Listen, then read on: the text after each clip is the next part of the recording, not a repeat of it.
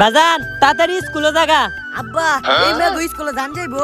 হই বেড়া কি কস, এই মেঘ স্কুলে যান যাইতো না? আমরা ছোট বালা এর চেয়ে কত বেশি ঝড় তুফানের মাঝে স্কুলে গেছি, আর তোরা এই মেঘ স্কুলে যাইতেছ না? তাড়াতাড়ি স্কুলে যা।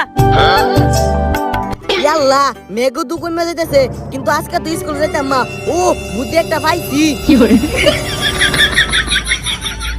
অনগে আব্বারে কইয়াম মাটি মে দেখিস লাগাইয়া পানি পুড়ে গেছি। আব্বা ওই আব্বা। হ্যাঁ কি হইছে? ও হনিয়া ফুসছস কে? আব্বাল বলে আব্বা তোমার আমি আগেই কইছি আজকে স্কুলে যাওয়া লাগতো না, রাস্তার মধ্যে পিছ লাগাইয়া দিঘি চলে গেছি গা।